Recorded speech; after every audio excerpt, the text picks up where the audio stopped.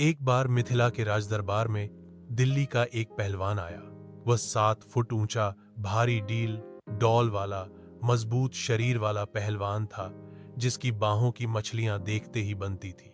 मिथिला नरेश कला के बहुत प्रेमी थे। पहलवान को दरबार में भे आदर के साथ लाया गया। महाराज ने उसका स्वागत किया।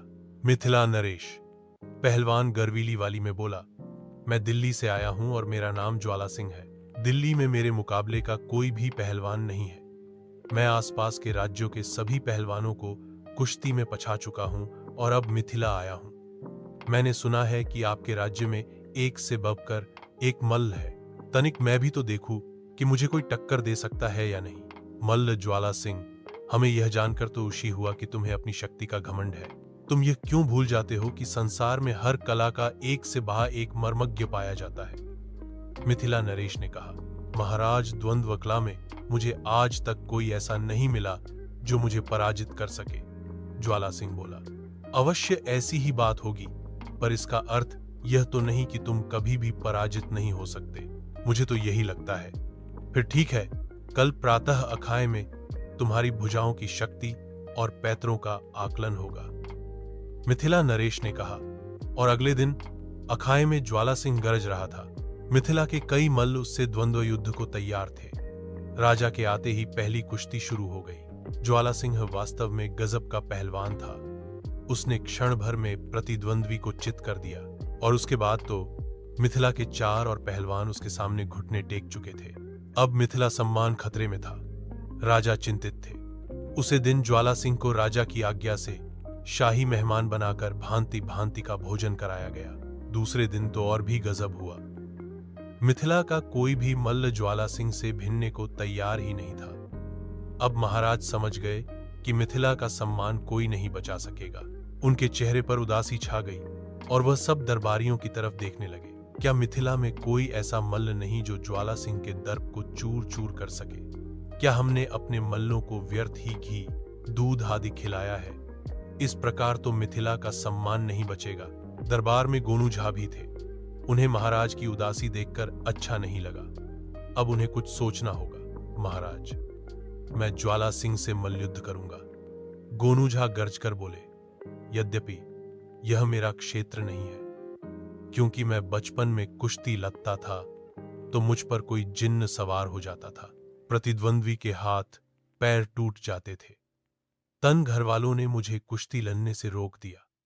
फिर बहुत दिनों बाद एक ज्योतिषी ने मुझे बताया कि मेरे हाथों में मान हत्या की रेखा है, जो कभी लोते भिरते मेरे हाथों होगी। इसलिए मैं द्वंद्व नहीं करता।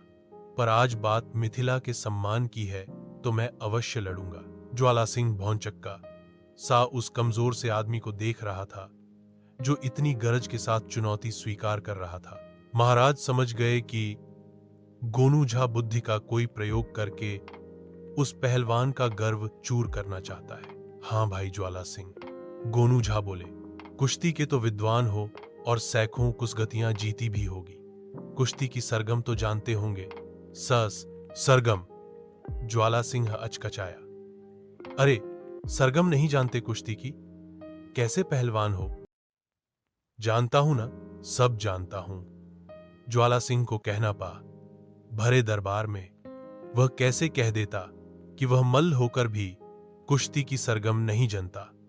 होती होगी कोई ऐसी चीज, उसे क्या उठाकर दे मारेगा? तो फिर कल हमारी कुश्ती पंचम स्वर, द्रुत लय और पटक ताल से होगी, साथ ही काल भैरव राग में होगी। गोनू झा बोले। ज्वाला सिंह ने सहमति में सिर तो हिला दिया, पर उसका दिल लरज उठा। उसने आज तक उस तरीके से कुश्ती न लई थी जिस तरीके से उसका प्रतिद्वंद्वी बता रहा था। वह तो एक भी न जानता था। ज्वाला सिंह इसी उधेबुन में था। रात्रि का भोजन करने के बाद आराम कर रहा था कि दरबारी बोला, कल तो वास्तव में मजा आ जाएगा। असली कुश्ती तो कल ही देखने को मिलेगी। गोनू झा पटक ताल में जरा कच्चे हैं, पर द्रुत लय में उनका जवाब नहीं। आप पलक भी न झपकेंगे कि आपकी री की हड्डी में दरार पच जाएगी। क्या गजब का पैंतरा है उनका।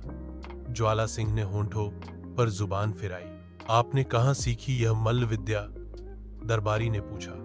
दिल्ली से ही हूं। दिल्ली में दाम पेंच तो सब सिखाए जाते हैं, पर जब तक लय ताल का पता न चले तो क्या सीखा। गोनूझा तो राग काल भैरव के उस्ताद हैं, और काल भैरव तो आप खुद जानते हैं, बये ही क्रोधी मल्ल है। ज्वाला सिंह को तो कुछ सूझ ही नहीं रहा था। अब मुझे आराम करने दो, वह दरबारी से बोला। प्रातः जल्दी जागना है। दरबारी हौंसता हुआ वहां से चला गया। सुबह अखाहे में गोनूझा शेर की भांति गरज रहे थे। चारों तरफ भी का कोलाहल था। मिथिला नरेश अपनी गद्दी पर बैठे थे, पर दिल्ली के पहलवान ज्वाला सिंह का कहीं अता पता नहीं था। सारे मिथिला में खोजने पर भी वह कहीं नहीं मिला। महाराज समझ गए। गोनूझा को विजेता घोषित कर दिया गया और ढेरों पुरस्कारों से नवाजा गया। महाराज के पूछने पर गोनूझा ने हंसते हुए बताया कि उन्होंने ज्वाला सिंह को सुर, लय, ताल की उलझन में तो डाल ही दिया था। रात को एक विश्वस्त दरबारी द्वारा उसे इतना भयभीत कर दिया गया कि उसने भाग जाने में ही भलाई समझी। महाराज प्रसन्न हो गए। मिथिला का सम्मान जो बच गया था